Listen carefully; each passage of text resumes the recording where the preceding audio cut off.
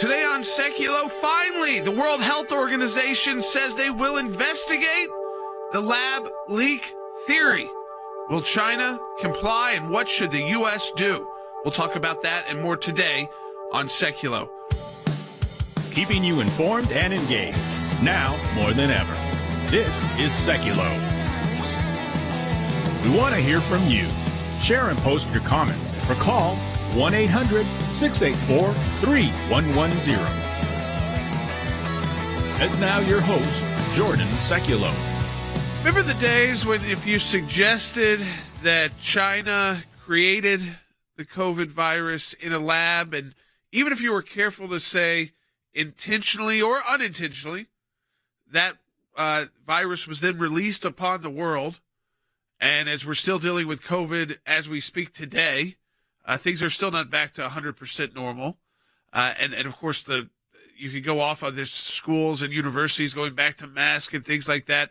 But remember, go back to a time when just suggesting that would get you flagged on social media. That was dis, or malinformation. But now, even the World Health Organization is coming around to the idea that, yeah, this probably didn't just originate in a wet market from just an animal, that there was something done here in a lab and it needs to be investigated. In fact, the World Health Organization is now being slammed by China, which is unusual because Dr. Tedros, the Director General, and China have a very close relationship. China basically runs the World Health Organization. So I want to ask you this, 1-800-684-3110. Do you think we will ever know the truth about where COVID originated? I tend to go towards the lab leak theory from the beginning because it just seemed like too many other things would have to come together for it to come out of a market. But remember, just saying that a year and a half or 2 years ago got you thrown off social media. That is why misinformation and disinformation governance boards should not get in the business of censoring American speech or speech in general, because there are times when you don't have an answer. There's not a clear yes or no, and it's up for debate, and it's up for analysis, and you can have a discussion. And remember, those discussions, neither of those discussions discounted that COVID was real. It was just who's responsible. Is someone directly responsible, indirectly responsible, or did it really come out of this market? And now we want to find out from China, are they directly responsible for releasing this on the world, or indirectly by negligence? It's a fair question to ask, but it's been a fair question to ask throughout the entire process. And this is what I want you to call in about at 1-800-684-3110. What should the U.S. be doing in response now to knowing that they've got the World Health Organization interested, at least, in getting to the bottom of what happened in that Wuhan lab? Now, China's response, very intense. On Friday, Beijing responded forcefully to the WHO report and repeated its suggestion. Of course, they're not getting censored by putting this out there in the world, that the virus came from an American lab. They have no evidence, zero evidence whatsoever. So it's not like the lab leak theory where there's evidence. It's not like the market where there's some evidence. There's zero evidence. And here's their quote from China's spokesperson. The lab leak theory is totally a lie concocted by anti-China forces for political purposes, which has nothing to do with science. That's their foreign ministry spokesperson. And they say that we've always supported and participated in global science virus tracking, but oppose any forms of political manipulation. They don't want to comply with this investigation. It's clear China is hiding something. And this attack, the way they perceive it as an attack on China, makes you think it wasn't just unintentional, right? I mean, if something happened unintentional in a lab, China's a big enough power to say, this unintentionally happened. We're sorry, but they don't want to get into the part about having to pay for anything or pay for negligence. They want no responsibility. They want you to look the other way. That's unacceptable. Give us a call, 1-800-684-3110. That's 1-800-684-3110. We get back, I'll tell you what ACLJ is doing to take action on this very issue. We'll be right back.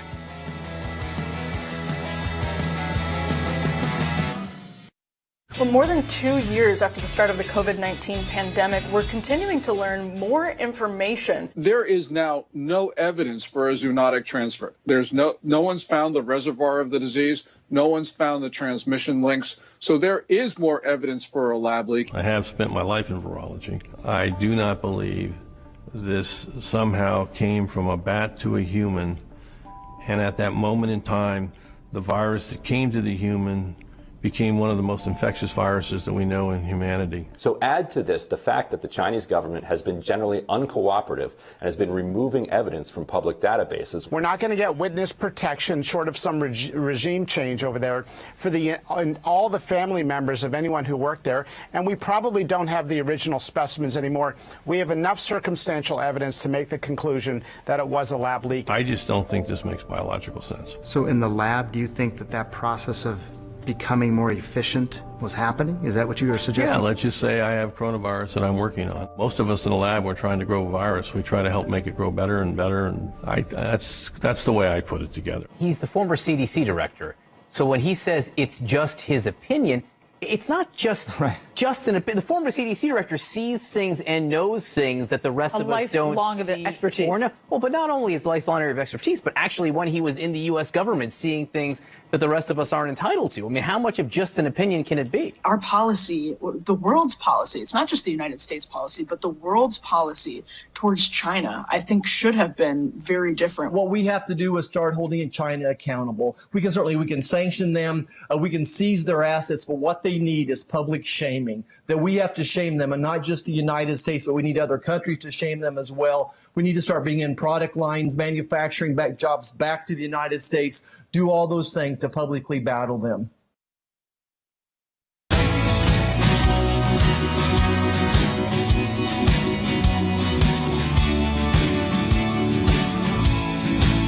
All right, welcome back to Sekulow, and we're going to continue to take your phone calls, 1-800-684-3110. That's 1-800-684-3110. Just some breaking news really over the weekend. It's very important, too, as we still deal with COVID and kind of what happens next with global pandemics.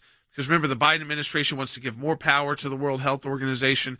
Well, the World Health Organization finally coming around to the idea that, you know what, we need to investigate that lab leak theory. That, you know what, it seems like, in fact, that must have been supposedly the Director General, the head of the World Health Organization, Dr. Tedros, said he believes that COVID did leak from the Wuhan lab after a catastrophic, what he calls accident. So at least they're saying, you know, it's probably negligent. There's the question about, is it an accident? Is it intentional? But now we're refocusing on the leak and China's responsibility. The question is, does the Biden administration do anything about this? That's question one. Now, part two of this, which I think is also important as we talk China, is that now Russia is China's number one supplier of oil. That used to be Saudi Arabia, which would be an ally of the United States. Now it is Russia. So that continued relationship building between China and Russia. They're always kind of cautious, but it is continuing to build. And, of course, there's a lot of concern that relationship could lead to more action by the Chinese military, specifically to Taiwan, and how closely they're following the world's reaction to what Russia has been doing in the Ukraine. So a lot to talk about there. I want to go to Harry Hutchinson first on the World Health Organization reversal. I mean, Harry, this was something that if you talked about a couple years ago or even less on social media, you got flagged, you might have your account taken down, you might have been put in Facebook jail. Just the idea that maybe this didn't just originate in a wet market, in Wuhan, but originated instead in same city in Wuhan with this highly, biological a laboratory that is kind of guarded in secret. And now the World Health Organization is coming around saying, you know what? This is probably what happened. At least some accident there. The question is, it doesn't look like China will at all comply. So will that actually maybe, Harry, I mean, maybe just a pipe dream to think that it would, but maybe this would kind of divide China and the World Health Organization. I think that is correct. So I think your analysis is spot on. It's important to note that censorship, whether it's in the United States or whether it's with respect to Facebook or Twitter, that blocks the search for cause and effect, which means that blocks the search for accountability. And so if you look at the economic pendulum shifts in the United States, if you look at inflation, if you look at borrowing costs, if you look at a raft of other things, it's indirectly related, at least in part, to the pandemic. And yet we do not conclusively know, because we've been blocked by China, as to what caused this particular pandemic. I tend to agree with you, Jordan, that more likely than not, it was caused by a leak from a lab in China. And if indeed that is the case, we should be able to hold China responsible. Number two, we should, in the United States, take affirmative measures to deal with China in the future, which means bringing important national security goods and the production of those goods back to the United States. So if you look at all of the policy initiatives, both in the Trump administration and the Biden administration, that are plausibly related to the pandemic, it's important to note two things. First, that is now fueling inflation. And secondly, we should account for some of those costs by going after China, either through litigation or by bringing pressure to bear from the G7 countries and saying to China, you caused this, you owe the West basically some form of remediation. Listen, I mean, 1 million people dead, it affected every family I know, and it's still affecting people as we speak. And so while the virus may not be as strong right now, people are still getting COVID, which prevents them from going to work. You know, it kind of just doesn't allow you to plan life. You kind of still have to plan life around COVID might cause this event or this person not to be able to do. So you've got to have all these different, just as someone speaking from leading an organization, you've got to always think about it still when you're planning something, especially if you're relying on one person playing an important role in an event. So you can imagine again. And I think that this is even different this summer than when we get back into, and sooner rather than later, maybe some parents are excited about that. We start talking about school again. And when you start talking about school again, you start thinking about, okay, what happens then? What happens next? Trying to get vaccines into kids that are under 5. There's a lot of question about that. Certainly, I think that a lot of our listeners would have questions about whether or not that is necessary or not. I want to go to the phones. Lewis in Kentucky on line 1. Hey, Lewis, welcome to Sekulow. You're on the air. Hey, Jay, thanks for taking my call. I'm a listener every day to your program. Thank you. And regarding the COVID, whether it's a leak out of Wuhan, China, I think we relatively know that it's from Wuhan. And it came out as a leak. But my question is, I've always looked at it, I believe it was intentionally done as a economic attack on our country, especially during Trump's time of causing so much tariff increases to China. Yeah. And it was more a biological attack for economic reasons, for power. Well, and I think you should be able to say that without fear of censorship, Lewis, because I think it's an honest assessment. You sounded reasonable. You said, hey, we know it's out of Wuhan. Now we got the World Health Organization telling you, Lewis, that they believe it's out of the lab. They think it was a horrible accident. You think it might have been something worse. I tend to also think that if I was going to pick one country in the world that would be willing to unleash a virus that would also affect its own people and cause the death of its own people, one of the countries I would pick at the top of the list would be China, because it's a huge country that doesn't value individual life the same we do in the Western world, and especially in the United States of America. So even though it was going to impact Chinese civilians, that they would make a decision that would be greater good for China to unleash this on the world. So it's not so far outside normal thinking, rational thinking, that China could have done it intentionally. But the second part goes to, I think, where a lot of people have questions about. I know, first of all, back in February of 2021, they tried to shut this down completely with the World Health Organization. So it caused a lot of confusion there, Harry, when back then, the WHO in China released a report saying that the lab leak theory was, quote, extremely unlikely. And then to make this kind of reversal more than a year later, saying, well, in fact, we now believe it's likely. But we know, as one of the commenters put in, it's been 3 years, and that gives China 3 years to purge all of the kind of evidence or witnesses. We had witnesses show up that disappeared in places like that. I mean, 3 years, it makes it tougher and tougher to peg it down on who exactly was involved, especially when you're talking with a bad actor like China. I think that is precisely correct. So we've given China a 3-year head start on hiding relevant information.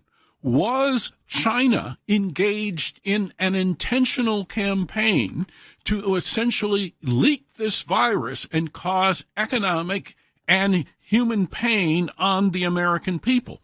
If that is the case, we should impose punitive tariffs. But also keep in mind, it is important for the American people to understand whether or not there was any involvement by U.S. government officials, including officials tied to the CDC or tied to Dr. Fauci, because keep in mind, the United States has funded gain-of-function research, and so it's very possible that there are culpable actors with respect to COVID-19 in the United States, and those individuals should also be held accountable. Yeah, I want to take Diane's call quickly out of Nevada online, too. Hey, Diane, welcome to Sekulow. You're on the air. Yeah, hi. Thanks, Jay, for taking my call. As I was listening to you all talk, it occurred to me that China probably shouldn't really be fooling with these kind of viruses. It's such an odd virus. It's almost like they're in the middle of germ warfare here, and that whether it was accidental or not, it's really not an accident. Well, I mean, I think they have shown now, if the World Health Organization also believes what most of us believe, that this is a lab leak, that they don't have the sophistication necessary, the trust necessary. Remember, a lot of this research is done to try and prevent the pandemics. That the idea is you do the research so you can figure out, so like in poultry and other animals, how do you prevent these pandemics? So you've got to do research, but you've got to have, as Harry was talking about, really trustworthy places to do that research. And I don't put China, again, on the top of the list of places I trust, since I put them on the top of the list of places that would unleash a virus that would even impact their own people. So again, I do like the switch from the World Health Organization. We're taking action on it. We'll talk about it a little bit more when we come back from the break. 1-800-684-3110 to talk to us on the air. That's 1-800-684-3110. We'll be right back. Can you tell me how many of your affiliates receive the majority of their revenue from abortion? I don't know that answer. Could you get it for me? I'll talk to my team. I think what we need to look at is the business of abortion. And the business of abortion starts with a sale. An organization is chopping up children and selling the body parts to the highest bidder. They can call it whatever they'd like. The reality is they've been caught red-handed. I was told that it was just a blob of tissue. She looked me dead in the eye. She said, it's not a baby. It's a blob of tissue. We really did treat women like second-class citizens. Do not ever kid yourself. They know exactly what they're doing. We were driven by this quota. I didn't want the baggage, in all honesty, of having a child. I pretended I was fine, but I wasn't fine. She said, this is the best choice for you. They're in the business of abortion. They worship at the altar of abortion. Most people working in the abortion clinic make more money than they can anywhere else. We would talk to them about gestational dates and what sort of abortion they could do, whether it was the medication abortion or the surgical abortion, depending on how far along they were. We would talk briefly about what the procedure would actually be like. I remember getting a directive from my supervisor, that we didn't want to give them too much information about the abortion procedure. We didn't want to talk to them about risks associated with the procedure because we didn't want to scare them out of having an abortion. Does no one see what's really going on in America? Is this really who we're going to be? We at the American Center for Law and Justice have been dedicated to the fight for life for over 3 decades.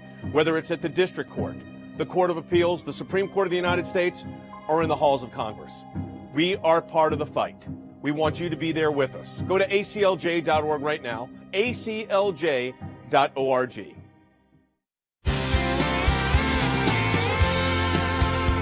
Welcome back to Sekulow. So we're going to take your calls on WHO. Rick Riddell's going to be joining us, too, to talk about some of this as well.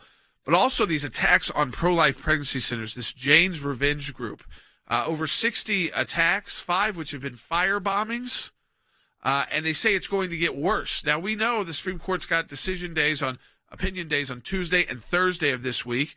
Could go into next week as well. So we don't necessarily know that we'll get that decision on Roe versus Wade this week. But what we do know is that the abortion radicals are planning a violent, not just a protest campaign, but a offshoot is planning a violent campaign. So we're going to get into that in just a minute. But I did want to take Mary Ellen's call on WHO and COVID. Hey, Mary Ellen, welcome to Sekulow. You're on the air. Great you're covering this. Yes. Well, I had 2 points. One was a question. It's like, who would be leading the investigation? Would it be China?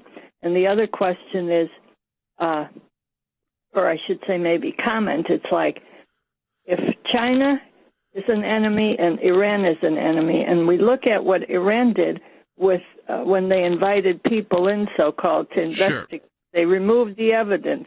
I think, Maryland, it'd be very similar in China, except for they're taking even a harder line. It's going to be very difficult for the WHO to go back in. One, it's 3 years later, so they've covered up anything they need to cover up. But two, I think the bigger issue is that the world is starting to realize together that it was the Chinese who were responsible, either by what the World Health Organization calls a catastrophic accident or intentional, and that should put into question any of their ability to do this research, to get at least the green light from the world to do this research publicly and be taken seriously as one of the world actors that can do this research in a safe and effective way, because I think they have failed the world and so many people have lost their lives because of either a catastrophic accident that shouldn't have occurred or an intentional act by China. Now, I want to shift gears a little bit here. We're going to cover WHO too with Rick, so keep your calls coming on that, but also your calls on this increase in violence we're seeing against pro-life organizations, just organizations that exist, pro-life pregnancy centers. We represent a lot of these pro-life pregnancy centers because pro-abortion states like to try and put them out of business. But now they're coming under violent attacks, CC. I mean, we got up to 60 separate attacks, 5 which were, a lot of these include high levels of vandalism, not just spray painting, but 5 of them were firebombed out offices. Right. It's ridiculous. It's an attack by the anti-abortion groups on any group that fights for life. And we've seen that this Jane's Revenge group, they're calling for even escalating violence and declared it to be open season on pro-life health centers. So we can imagine that this violence is even going to get worse. It's not going to just be vandalism, breaking things, stealing things, spray painting things, and even firebombing and burning things. What's the next step? Are they going to start harming the people at these centers? So it's disheartening. And like you said, it's been over 60 attacks on churches, pro-life organizations, property, and people by these anti-abortion groups. I want to hear from you on this. Why won't the Biden administration, the Department of Justice, do their job here? I mean, they should be protecting all Americans, even if they don't like the political views of those pro-life pregnancy centers. They're not hurting anybody. They're not even trying to get involved in politics. But they do need the protection just like all Americans deserve when there's an organized criminal effort to attack their facilities, an organized criminal effort which has said, by the way, right now, this is what we're doing. It's going to get worse. What gets worse than firebombing is people actually getting injured. So they're doing the firebombing late at night when they believe no one's there. If they're already saying we're going to take this up a notch, taking it up a notch, the only way to do that after you started firebombing at night is people getting hurt, violence, and hopefully no one getting killed. But I want to play the sound from Senator Mike Lee, who has just said, where is the Justice Department here? Bite 6. The Justice Department has turned a blind eye to blatant violations of 18 U.S.C. Section 1507, the provision that prohibits people from showing up at the home of a Supreme Court justice to protest. And by not condemning those, by not prosecuting them, the Biden administration is propelling this and legitimizing the attacks. So see, Andy, what Mike Lee's saying there is, you're not already enforcing the basic laws about the Supreme Court justices. And we've got some horrendous imagery. Have we pulled it, guys? Some of this imagery, like outside of Justice Barrett's home, which we'll put up for you while we're speaking. So he's saying, you take no action there, and then these firebombings start of these pro-life pregnancy centers. And where are you to be found? This is a new group that's popped up called Jane's Revenge. They put out messages through social media, communiques as they call it. Seems similar to Antifa, a lot of anarchy signs and things like that happening across the country. Put a team of prosecutors on it and put these people behind bars. Well, absolutely, Jordan. That's exactly what you're supposed to do. These are federal hate crimes. These are state crimes as well. These are arson. These are robberies. These are vandalisms and break-ins and homicides in some cases. But the federal government should be taking the lead because they are attacking people who are, because of their thought and because of their beliefs and because of their policies and their mental attitudes toward abortion and toward as we are pro-life. And as Senator Lee said, what you are doing is you are facilitating, by not doing anything to these people, the continuation of these kinds of desecratory acts. As Senator Cotton said, and I'm very proud of him, he said the Attorney General should resign over the Justice Department's inaction on more than 60 attacks that you mentioned that have been taking place in pregnancy centers and churches in recent weeks. I want to point out one thing particularly horrendous to me, because in looking at this, I noticed not only are they busting windows up and blowing them up and putting satanic symbols, but they are actually going in and taking the Holy Eucharist, the consecrated blood and body of Christ, and throwing it on the floor and stepping on it and spitting upon it. This is the ultimate sin of all that I remember historically, the desecration of the Eucharist, and that is what is occurring here. You know, I think then, too, to go to Cece on this, because, Cece, we know this case is coming at any day now. I mean, we are in that time zone. So we know there's going to be a lot of protests. Most of those hopefully will be peaceful on both sides of the aisle. They should be. I would say that the pro-life protesters, peaceful, and the counter-protests, and really for pro-life supporters out there, we got to get to work after this case if it goes our way. A lot to do, not just protest, because it's opening the door to a lot of potential positive work to protect human life. But they are trying to shut down the kind of, I call them always the frontline groups.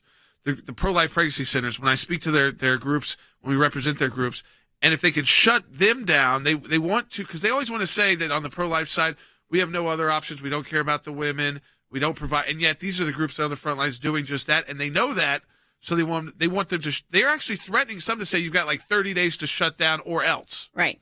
So they see the writing on the wall, and they're trying to intimidate, again, which is illegal. They're trying to intimidate the justices. I mean, they literally say that they're calling on the pro-choice majority, which is not true, in the U.S. to stop the Supreme Court from overturning the abortion rights case, Roe v. Wade. So they attack and intimidate at the court level, and now they're attacking and intimidating because if they don't win and Roe v. Wade does get overturned, they know that they've got to shut down these pregnancy resource centers because they are the ones that are on the front lines saving these babies and getting women to choose life, and they don't want that. I want you to see the imagery outside of Judge Barrett's home. You see how people are dressed. She's got children. Again, if they were protesting in a place that was legal, that's one thing. But as we've said, they are violating the law, and the Department of Justice refusing to enforce the law. Now, in COVID, we've got a lawsuit on that as well against the OD&I to find out the origins of COVID, why the U.S. stopped responding. So the ACLJ is still on that as well. Support our work at aclj.org. Second half hour coming up.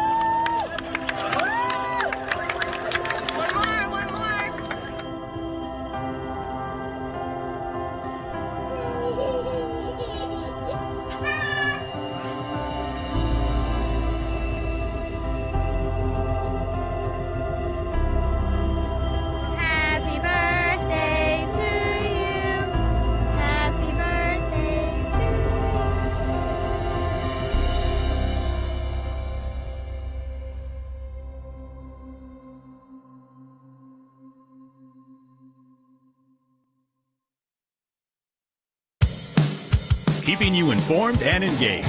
Now more than ever. This is Sekulow. And now your host, Jordan Sekulow. We are going to take calls, too, if you're still calling about the World Health Organization. We're going to talk to that with Rick Grinnell. He's going to be joining us in the next segment of the broadcast live. Talk about World Health Organization, talk about this Russia now providing more oil to China than Saudi Arabia. They're now the number one provider, Russia, so that relationship there, how we need to be careful there. The World Health Organization issue as well. So we'll talk about all of that.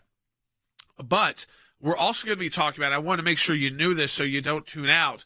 In the final segment of the broadcast today, but all live, we're going to bring in our Director of Government Affairs. I know there's been a lot of talk about the gun control debate on Capitol Hill, and especially in the U.S. Senate in Washington, D.C., and a lot of rush to put this legislation forward before the July 4th holiday. So we're going to sit down with Than Bennett and go through it for you so you know exactly where things stand, what the issues are. Remember, we don't have legislative text yet, so it's difficult for either side to say, yeah, they support this, they don't support this. But I know you want to be updated on it, and we are going to update you on it. Let me take Whitney's call on WHO, though she's been holding on. I don't want to get to that. Hey, Whitney, calling from Texas, you're on the air. Thanks so much. I'm just really thankful to the ACLJ for bringing up so many of these issues. It was on your program that I first heard about the World Health Organization's attempt to partner with governments to surveil the citizens and the Biden administration's likelihood to go along with that. And so I'm thinking that this current move toward investigation, not only being too little too late, but is really disingenuous. And I was wondering if you all thought, does this current move toward the investigation, do you think that's really just an attempt to squelch a lot of the opposition that's been vocalized? Yeah, that's a good point, because it might be an attempt, but the fact that it took the World Health Organization this long, I'm glad that they're finally getting to this point, but they're getting to a point where they really can't ever investigate it. And China is saying they're not going to allow an investigation. How do you investigate something 3 years old anyways when you're dealing with a bad actor country who could make all the evidence disappear and the people around it disappear? But, so for me, I think it might be that you're right, Whitney, that they're trying to do this to get more power from world countries, including the United States.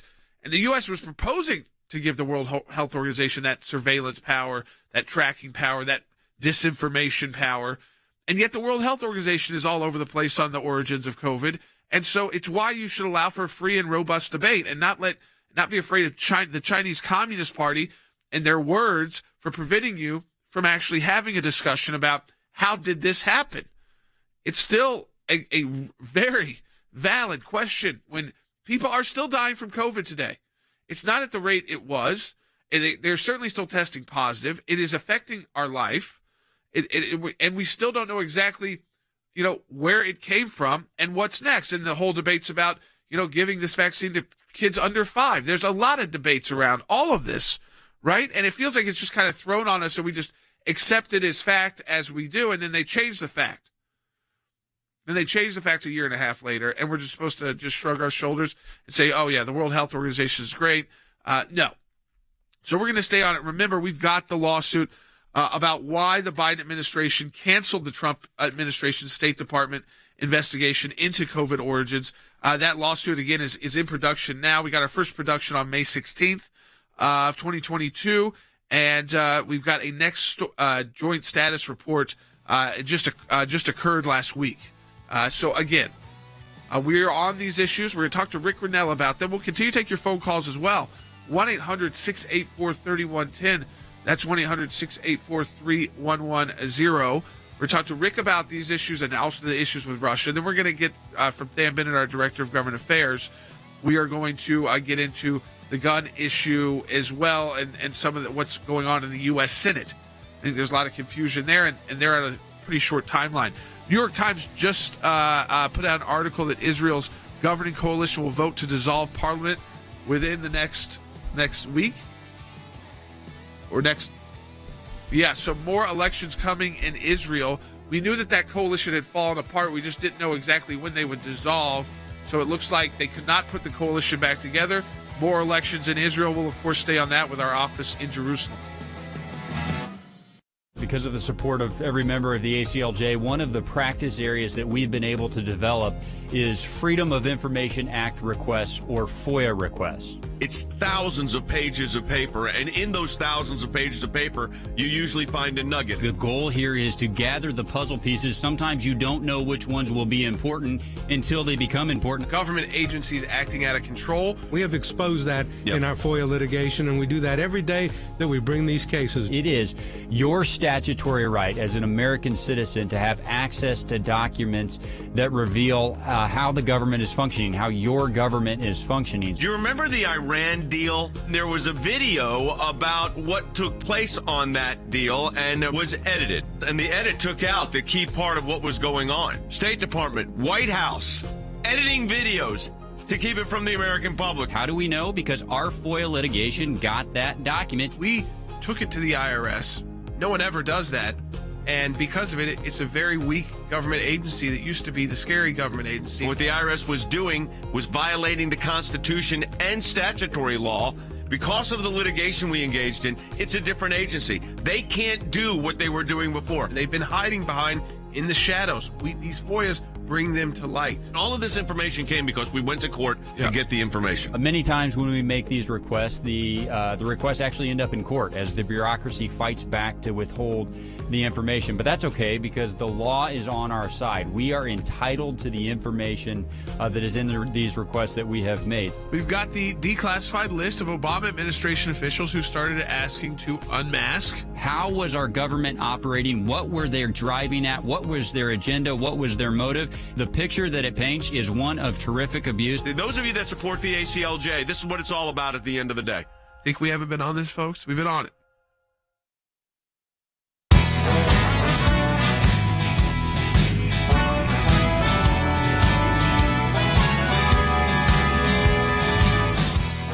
All right, welcome back to Sekulow. We are taking your phone calls at 1-800-684-3110, taking a lot of calls on the WHO, and I want to get into that with Rick Rennell, our Senior Advisor for Foreign Policy and National Security. Rick, we've seen a flip-flop now from the World Health Organization, reporting now that, and China not happy about it, but that their Director General does now believe that there was a leak from the Wuhan lab that was a, quote, caused by a catastrophic accident, is what they're saying, in 2019 that led to the worldwide COVID pandemic. This, of course, goes against the Chinese talking points that the COVID pandemic originated in the United States. But I want to ask you, Rick, do you think the significance?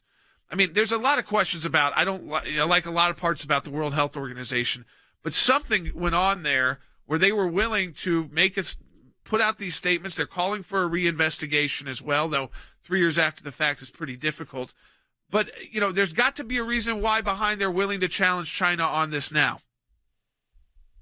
Look, there's a long history of the Chinese controlling the World Health Organization through the elections at the UN.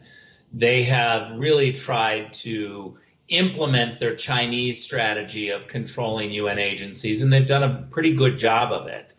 In April of 2020, during the Trump administration, when I was acting director of national intelligence, we issued a statement, an IC-wide, an intelligence community-wide statement, saying that the Wuhan virus, the coronavirus, it all started in Wuhan, and it was because of two possibilities, and this was an intelligence-wide assessment. One was animal to human transmission, the other was the Wuhan lab.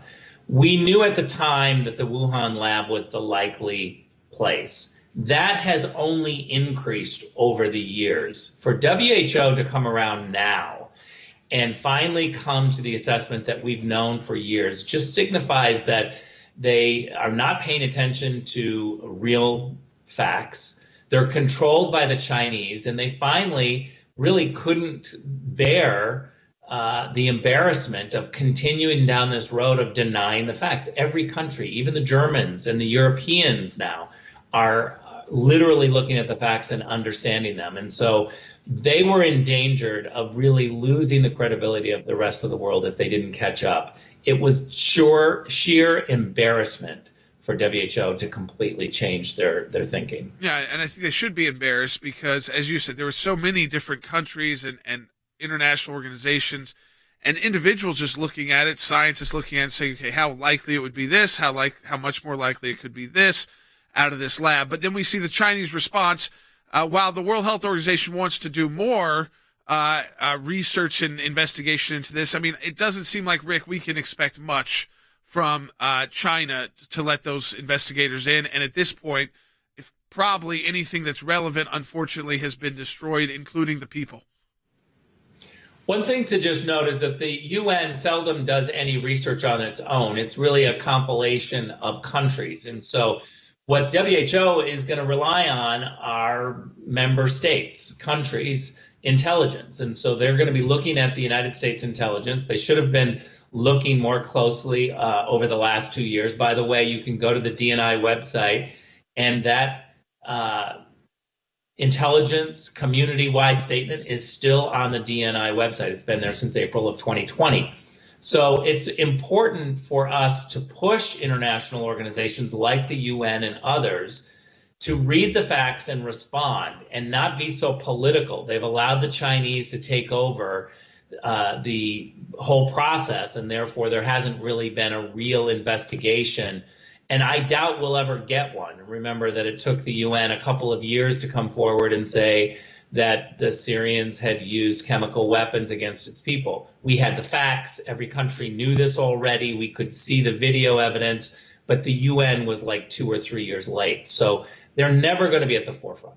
You know, Rick, part of this, too, was that this was kind of the beginning of that disinformation online, that if you question the World Health Organization, if you posted that, hey, maybe this wasn't out of a market in Wuhan, but in fact was lab generated. And even if you put the caveats of unintentional or negligence and not necessarily intentionally done, you were flagged on social media. This was something banned from social media. You could get your account shut down if you kept putting it out there. Certainly you could be put in Facebook or Twitter jail over this. And it kind of points to me, at the same time, the Biden administration wants to give more disinformation power to WHO when they are changing their mind. And it, to me, this should have been something that it's just you're allowed to have an open and free debate about, especially when there isn't a 100% conclusion on how this occurred, because of how important it still is to the world, the impact it's still having on the world, unfortunately. Jordan, that's such a great point, because in reality, we were bending, the world and big tech was bending to the Chinese propaganda. Remember that the Chinese in the very beginning blamed the Italians for COVID-19. Then they tried to blame the US military. So they were literally throwing disinformation out there. And it was just a few short months later that the Chinese were celebrating the Democrats and the Joe Biden campaign for saying that Hunter Biden's laptop was Russian disinformation. The one country that doesn't want you to look at Hunter Biden's laptop is China. They don't want you to see the details of the Biden family intermingling with Chinese businessmen and Chinese officials. It's all about money. And so we have bent to the Chinese propaganda in the United States under the Biden administration way too much. And this is yet another example where even the UN now is coming around and blaming Wuhan for this COVID-19 outbreak. And yet, if you talk about it in America, there's still woke people who will call you a racist for saying that. It's really a disinformation campaign targeting dissenting information. Yeah, and I want to stay on China for a bit more, because it uniquely now, Russia, bring them into the fold, is now the number one supplier of oil to China. It used to be, they displaced Saudi Arabia. So that relationship continuing to get closer as the world watches not only what's going on in Ukraine, but what the Chinese might do in Taiwan. And it just seems like, again, they're more reliant on Russia. They're building up a much closer relationship, and they are in line with each other's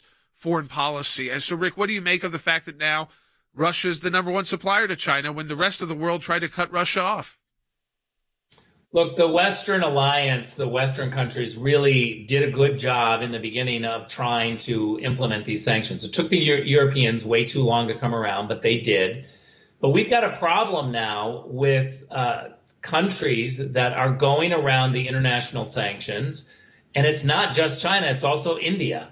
So the Russians are very pleased that they're still able to sell, and they're able to sell around the sanctions. I saw a couple of reports where Putin was saying, and some of this is spin and propaganda, but he was claiming that the sanctions have done nothing to harm the Russian economy. Now, we know that that's not true, but the larger point taken is that they are surviving these sanctions. We have not been able to grip them enough, and now the Russians are getting money by selling oil to countries that are ignoring the international sanctions. Yeah, and if that continues to occur, how concerned are you about then potential action in Taiwan? I mean, I think that's the other major international focus right now, is that some people thought, well, since Russia's kind of had a tougher time in Ukraine, maybe that's given the Chinese pause, but it certainly seems like their buildup continues, their threats continue, and the way they're treating the rest of the world is with pretty nasty rhetoric. Well, to really dig deep into this relationship, I think that you're going to have to see that the Chinese are going to be very duplicitous. They're going to pretend like they are trying to abide by the international sanctions. They're going to pretend to not be too close to the Russians, but we're going to see them not only buying Russian energy and oil, but they're also going to take the lesson that there are countries like India and others that will go around the sanctions. And so this is a way for the Chinese to say, if we calculate that we're going to do something in Taiwan, whether it's militarily or just a crackdown of some sort, we can rely on some other countries to go around the sanctions. We don't have to assume that there will be worldwide sanctions against us.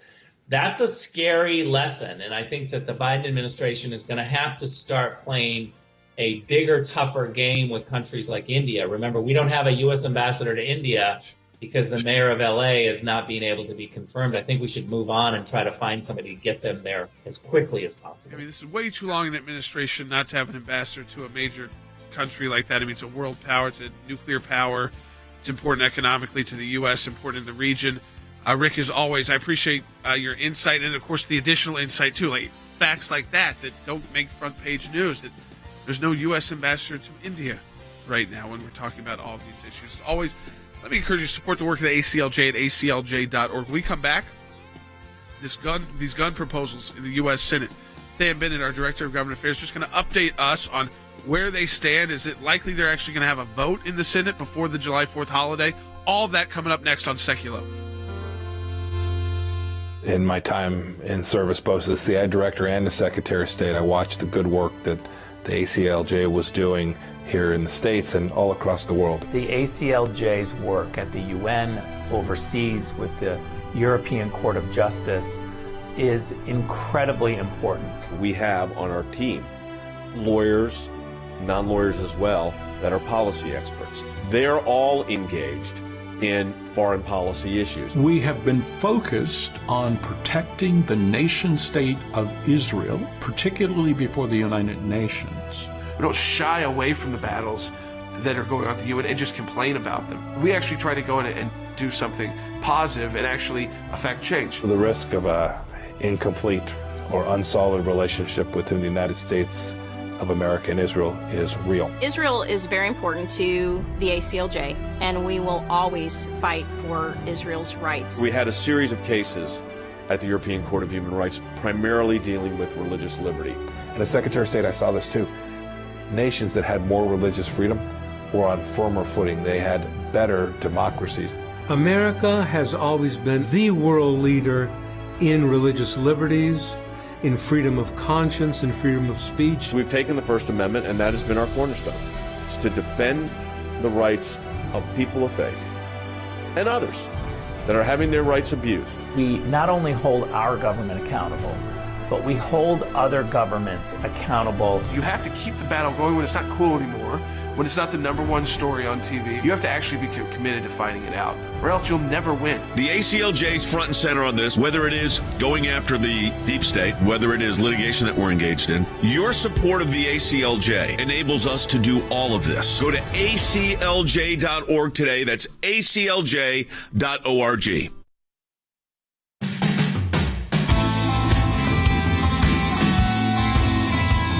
Folks, I wanted to use this final segment today to get you updated because it's something that could happen relatively quickly if there is bipartisan agreement or enough bipartisan agreement, enough Republican agreement, that it could happen before the July 4th legislative holiday.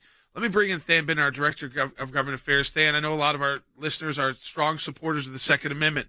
And it's not that they don't necessarily want to see anything done after these, because they know there's a problem with specifically these mass shootings, the people involved, the age groups involved, the backgrounds involved. I mean, there's a lot of similarities, but it's kind of figuring out how do you legislate to figure that out when you've got the Second Amendment protections in place. But there is a kind of an agreement in principle right now in Washington, D.C. on some legislative steps. Now, there's no legislative text yet, but let's walk people through some of these that are potentially going to be voted on before July 4th recess. Yeah, Jordan, it's been just over a week now since that framework that you talk about was announced between Chris Murphy of Connecticut, a Democrat, and John Cornyn of Texas. And, of course, before we even get into the provisions, Jordan, the thing that makes this significant is that initially there were 10 Democrats and 10 Republicans who said they were in favor of this framework. So, in theory, that gives you enough votes to pass the United States Senate. But as you try to write legislative text, you run right into that problem that you just talked about, Jordan. I mean, I think there are good-meaning Americans on both sides of the aisle that probably have agreement on a lot of these issues, but it's difficult to write legislative text that doesn't infringe upon the fundamental rights of all Americans. So what you've got here is a 9-point plan that these 20 senators are negotiating. There's a core group of 4, the 2 senators that I mentioned, and then also Kyrsten Sinema of Arizona and Tom Tillis of North Carolina.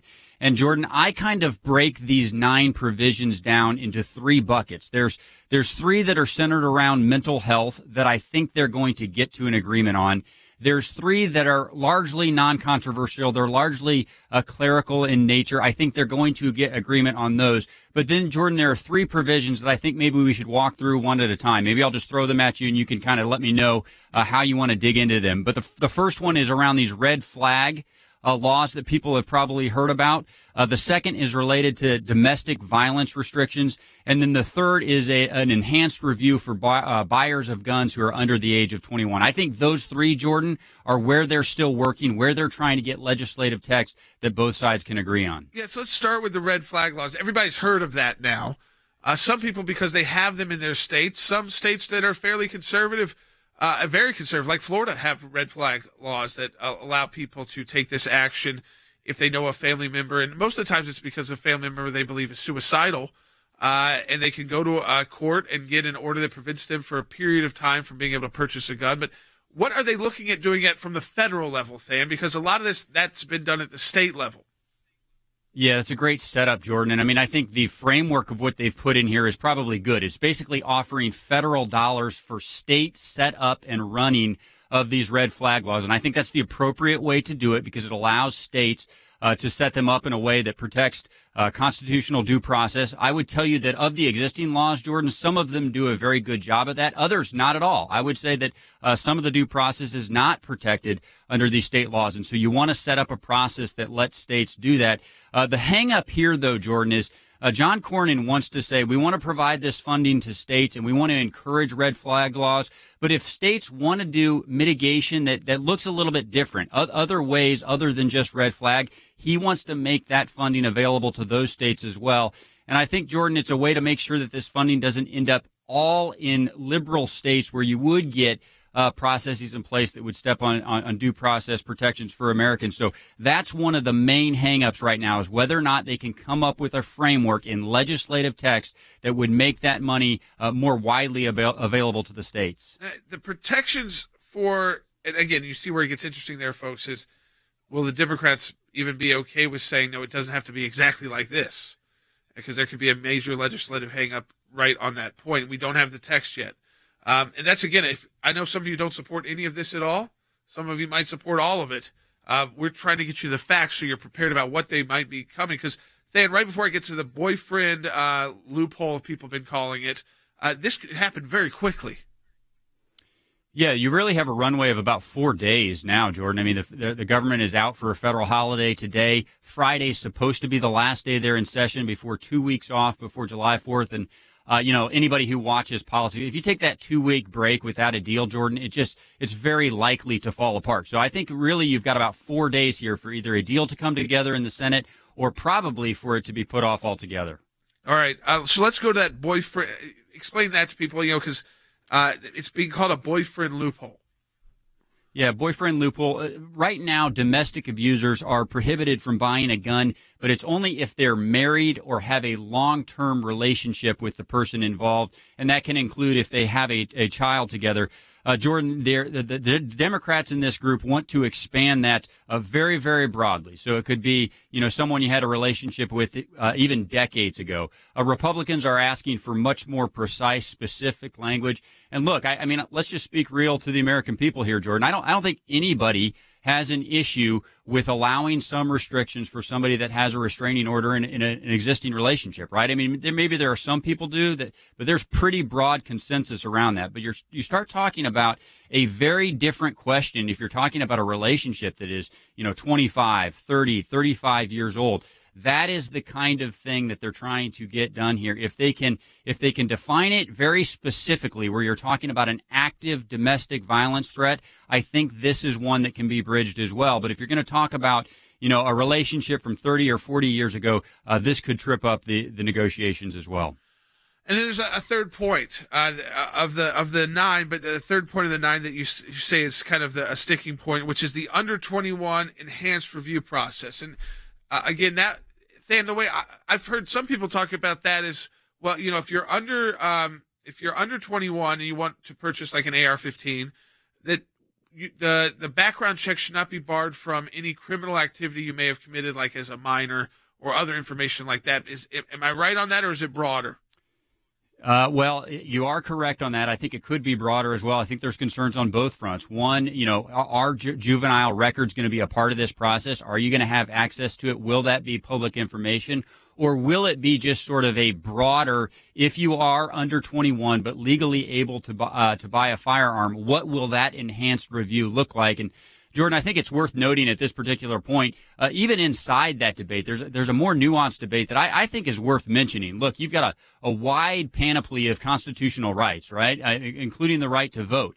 It makes sense to me for those things to track together. Maybe 18 is the age where you can both buy a firearm as your protected right under the Second Amendment. You can also vote. Maybe that age is 21. But Senator Lee is someone in town who thinks that all of those constitutional rights that are afforded to adults under the Constitution of the United States should track together. But look, it sounds to me from all the reporting that they have probably landed on language here that everyone is going to agree with inside this group. We don't know what that is yet, Jordan, but I can just tell you, just from looking at this is a hot enough topic that this is one area that I could see maybe a last-minute hurdle that they can't overcome. I think if they can come to an agreement around those 3 provisions, you'll probably see a vote later this week in the United States Senate. But look, you know this as well as I do, Jordan. Until there's legislative text, there really is no deal.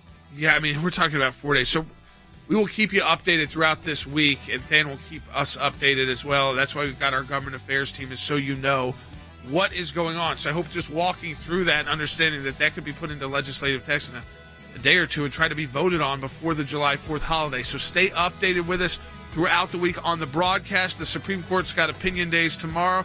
Israel's dissolving their government. That means more Israeli elections coming up for prime minister and control of there. And, of course, ACLJ.org. All of these issues got it.